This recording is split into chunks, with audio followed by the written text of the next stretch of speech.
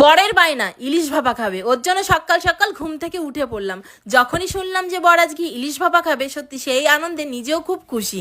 তো দেখো, দুজনেই মিলে গুছিয়ে বেরিয়ে পড়লাম। আর সত্যি কথা বলতে কি, বরের সঙ্গে যেখানে ইচ্ছা হয় সেখানেই যেতে খুবই ভালো লাগে।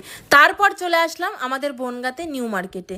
সত্যি কথা বলতে কি, তোমাদের দাদাভাই যখনই বাজার করে না কেন, নিউ মার্কেট থেকেই বাজার করে, কারণ আমাদের বনগাঁর বুকে খুব সুন্দর একটা বাজার। তো যাই হোক, আজকে বাজারে এতটাই গরম, লোকের ভিড়ে সেটা আর বলার মতো না। আর দেখছো কত পরিমাণে লোক। তো যাই হোক, জামাই ষষ্ঠীর বাজার চলছে, এই কারণে হয়তো এত ভিড়। তো নিয়ে নিলাম নিজেদের পছন্দ মতন ইলিশ। আর সত্যি কথা বলতে কি, আজকে ইলিশের এতটাই দাম, কারণ আগের দিন তোমাদের দাদাভাই নিয়ে গিয়েছিল ইলিশ মাছ ভাজা খাবার জন্য, সেদিনও এতটা দাম ছিল না, আজকে যা দাম। তো যতই দাম হোক নিতে তো হবে। তো মাছ নিয়ে চলে আসলাম বাড়িতে। আর এইদিকে এতটাই দুপুর হয়ে গেল যে তাড়াতাড়ি রান্না বসাতে হবে বলে আমি ঝটপট করে সবই গুছিয়ে নিয়েছি। এইদিকে ভাত বসিয়ে দিয়ে এসেছি, আর এইদিকে আমি যা যা লাগবে সেটা গুছিয়ে নিচ্ছি। তো নিয়ে নিয়েছি আমি সর্ষে, আমাদের মানে খাঁটি পিওর সর্ষে আমাদের জমির। আর নিলাম দুটো তিনটে লঙ্কা আর একটু লবণ হলুদ। প্রথমে এটা আমি ভালো করে বেটে নেবো, মানে পেস্ট করে নেব।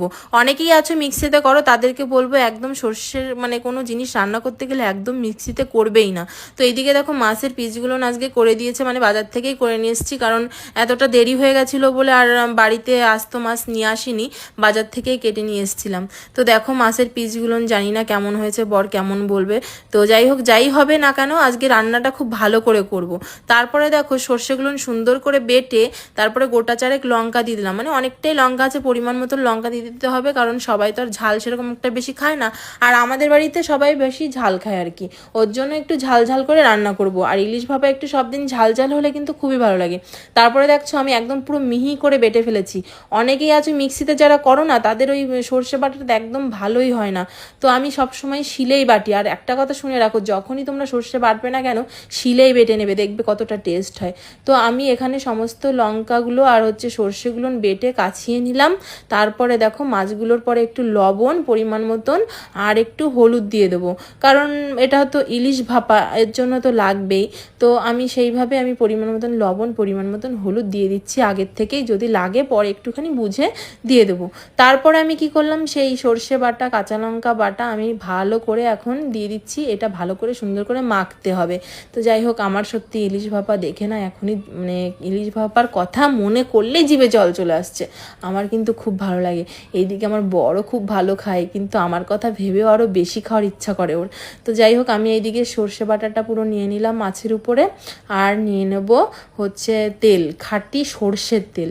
এই তেলটা হচ্ছে আমাদের জমির সর্ষে ভাঙানো খাঁটি তেল, বুঝতে পেরেছো? তো একদম পিওর সর্ষের তেলটা নিয়ে নিয়েছি পরিমাণ মতন। তারপরে 1 চামচ লবণ দিয়ে দিচ্ছি, কারণ আগে যতটা লবণ দিয়েছি মনে হলো কম হয়ে যাবে বলে, তো আমি আর 1 চামচ দিয়ে দিলাম। আর একটু হলুদ দিয়ে দিলাম। আর হলুদও কিন্তু আমাদের জমির পিওর হলুদ, যেটা আমরা সবসময় রান্নার কাজে ব্যবহার করি। তো রঙটা এতটা সুন্দর হয় বলার মতন না, তরকারিতে খেতেও স্বাদ হয়, ওর জন্য আমরা সবসময় বাড়ির হলুদ ব্যবহার করি। তো দেখতেই পাচ্ছ, সমস্ত কিছু দিয়ে দিয়েছি। তারপরে এটা ভালো করে হাত দিয়ে মাখাতে হবে মাছগুলোতে, সুন্দর করে, যেন প্রত্যেকটা মাছে ভালো করে মানে লাগে আর কি, বুঝতেই পারছো। তো ভালো করে বেশ মাখিয়ে নিচ্ছি, তেল লবণ হলুদ সমস্ত কিছু দিয়ে বেশ ভালো করে সুন্দর করে মাখাতে হবে, যাতে একটা মাছও বাকি না থাকে, কারণ এই মাছে কিন্তু একদম নাড়া যাবে না, মানে খুন্তিই যাবে না। সেই কারণে আগের থেকে ভালো করে মাখিয়ে নিচ্ছি, বুঝতে পেরেছো? তো এইটা অনেকেই আছে গ্যাসের জালে বসাবে, যারা গ্যাসের জালে বসায় তাদেরও সুন্দর হয়, যারা কাঠের জালে বসায় তাদেরও অনেক সুন্দর হয়। তো তোমরা তো সবাই জানো যে আমরা কাঠের জালে রান্না করি না, এই সরি কি বললাম, ভুল বলে পড়লাম, মানে আমরা গ্যাসে রান্না করি না, আমরা বেশিরভাগই কাঠের জালে রান্না করি, সেটা সবাই জানো। তো এইদিকে দেখো, আমার উনুনে ভাত হচ্ছিল, সেটাই তোমাদের দেখিয়ে দিলাম। গরম গরম ভাত, ইলিশ ভাপা, ও দারুণ লাগবে, মানে জমিয়ে খাবো আর কি। তো যাই হোক, এইদিকে এত সুন্দর করে মাখিয়ে নিয়েছি। তো তোমরাও কিন্তু এইভাবেই মাখাবে, হ্যাঁ, যখনই ইলিশ ভাপা করবে এইভাবেই মাখাবে। তো অনেকেই অনেক রকমভাবে দেয়, তো আজকে এতটাই টাইম মানে শর্ট, ওর জন্য আমি ঝটপট করে নিলাম।